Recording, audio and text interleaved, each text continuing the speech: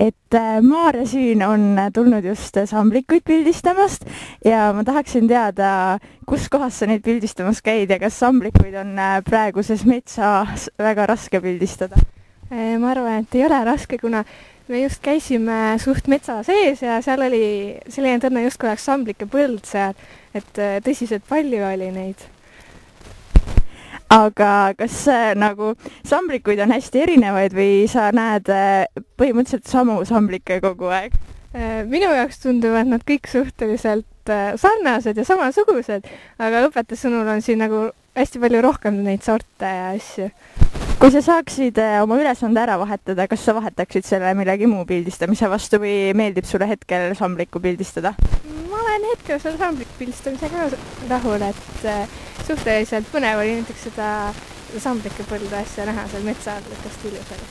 Ja kuidas sa hindad oma grupitööd hetkel, et kas kõik teevad koostööd või on üks, kes jookseb pildistama ja terve kari tuleb järgi või kõik vaatavad ja näitavad, et näe, seal on samblikke. Kuidas teil on selle tööjaotusega? Enamjaolt on ikka niimoodi, et grupp liigub koos, kuna alguses ma üritasin, läksin eest ära natuke, aga siis nad lõikasid järgi, et Maarja oota nagu meid ka ja siis tulid ise ka sinna ja näitasid ja aitäh sulle praegu ja siin minu samas kõrval pakib Helen oma kotti ümber, et Helen, mis juhtus?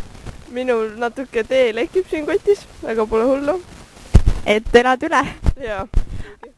Aga räägi natuke, mis sinu rühm teeb või mis on teie ülesanded? Meie rühm siis otsib ja pildistab seeni ja see on hästi põnev, sest praegult on metsal hästi palju erinevaid seeni ja lausa me jääme juba grupist maha, sest meil on nii palju seeni pildistada. On sul hetkel tunne, nagu sa oleksid mingi seenehull, kes jookseb mööda ühelt teepervelt teisele ja otsib seeni või kuidas selle tundega on? On ja selline hullustus on praegu peal seentel, et hästi ilusad seened on metsa all. Sinu arust on teie rühma ülesanne siis täkkesse läinud ehk teile meeldib seda hetkel teha? Jah, mina ei tahaks mingit muud ülesannet praegu. Aitäh sulle! Ja siit liigume oma matkaga edasi.